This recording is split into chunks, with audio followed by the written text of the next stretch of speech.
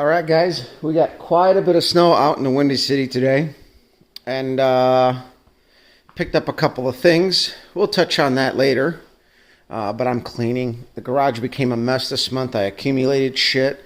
We got a new parts washer, which I'm going to set that up. We're going to be able to use it. I'm going to start digging into that transmission later, but we got to clean up. It's a fucking wreck in here, and, I hate it. I got a lot of room. I'm just not making good use of it. So we're going to put stuff up on the bench like we normally would and probably bust out one of the engine stands for that thing, since that can go on the stand. And we're going to make some room here. So I'll check in with you guys in a bit. All right, guys, I'm partway through cleaning. You can see I got two transmissions up there. There's a differential back there. You can actually kind of make out the ears out of it. That's that B body with the strange axles I got. The engine that's already sold, not using that. And I'm letting time work for me. So I've been draining this thing. It was pretty good as far as being drained.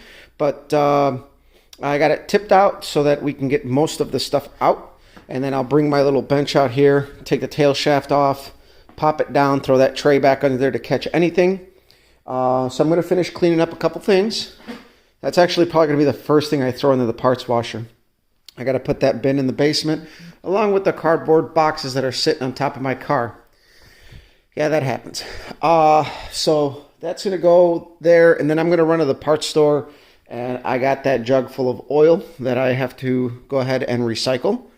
And then when I get back, I should be able to get this on the little bench, bring the Bonneville in from the cold, and load up our parts washer with a cleaning detergent. So I'm going to be using Simple Green because you can use it on aluminum and it won't screw it up, but you can't like soak it very long. So for our purposes, this is perfect. We're not trying to clean 10 layers of grease on most of the stuff that we're working on. It just needs a little rinse, a little clean, and then we'll be good. So chances are I'm going to probably be spraying them down with just a little bit of kerosene afterwards to get all the Simple Green after. But yeah, so we're probably going to end up cleaning this up real good and starting this build probably sometime during the week. I thought I'd be able to do it today, but I actually had a lot going on. So I'm going to let you guys go. I'll follow it up once we get this thing set up, and then I'm going to talk about a couple things we got going on. All right, guys, so I got the parts washer all set up, and it's actually working really good. I ended up using Simple Green because I didn't want to use something flammable open like this. So Simple Green was cheap. It's like $8 a gallon. You're supposed to dilute it like 1-to-1. And I actually have, if I would have made it 1-to-1, it would have been 4 gallons, but it was too short to hit the pickup. So I added 2 gallons of water. I'm going to need to add a little bit more Simple Green to get it the perfect concentrate. But the fact that it's actually a little diluted, it actually still worked really good. So I don't know if you guys remember when I got this oil pan, how dirty, and there was a layer of sludge at the bottom of this pan. It worked pretty good. It's got the brush. I use the brush. You got to clean your brush every now and again, otherwise stuff will build up on it. So, I was dipping it in here and washing the crap. And then, I grabbed a little lacquer thinner and an old t-shirt and just wiped it down to dry it all off. And, why? You got to dry this stuff off. You don't want, the Simple Green will leave a little residue if you don't clean it off. And, but the main thing is that this is going to save us a ton of money on brake cleaner. I'm going to be able to clean a lot of stuff. This was actually super sludgy. So, I'm actually surprised it cleaned it this well. Like I said, I just grabbed a little rag and lacquer thinner to wipe it all down after I was done cleaning it, just to kind of dry it off and just clean everything off, any residue. And it came out really nice. So I'm happy. It worked really well. So I think from here, I'm going to run through this Simple Green, see how long it lasts. But the Zep Citrus, which is a little bit more expensive, I know that stuff works really well. I have used it at work to clean the oil drip pans. And that stuff works amazing. But you have to order it online or go through like a Granger or whatever have you. So really, the readily, and this is like a Harbor Freight parts washer. I got it from a friend cheap and said, fuck it, I'll take it. And, so it's going to work for our purposes. And obviously we won't be able to do like transmission cases or anything. And especially with the simple green, you want to be careful because it will eat up aluminum if you leave it in there too long. So you do have to be careful. It won't necessarily completely eat it up, but you don't want to go nuts and let it sit in there too long. Just a little rinse. I'm going to end up cleaning the case and stuff right now with a little bit of kerosene. But really excited that I got the parts washer. Actually, rebuild kit for the transmissions right there. So, is that thing zoomed out? Yeah, it is.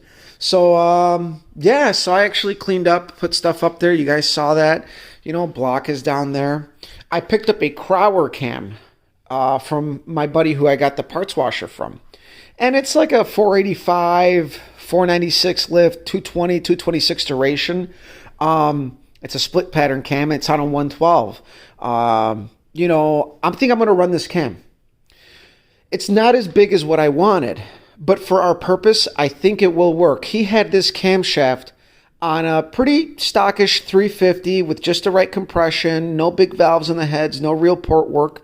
And he ran 1220s, was his best ET. So I think for us, if we can run 1220s or better, we're going to have a little bit of a better flowing cylinder head. Some people are going to say that there's not enough lift or compression to take advantage of it. I don't care.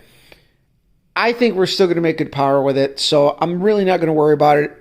It saves us, literally, this saves us about $250. Now, the cool thing is, check out these lifters. Brand new, in the box. I got these from a friend of mine, and they're actually not comp lifters. They're Sears brand lifters. Now, I did a little bit of research and asked people around, and the universal agreement was that chances are they're Johnson flat tappet lifters, which are really good.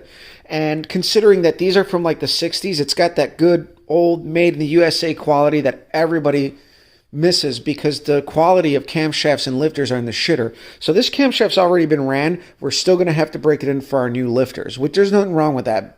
I've done that before. So, we got fresh lifters that should be good. Good used cam. The wear pattern on the cam is great. I'll make a video about that, what to look for. Obviously, he removed it with the engine working well. He just went with something bigger. So we're going to go ahead and use that.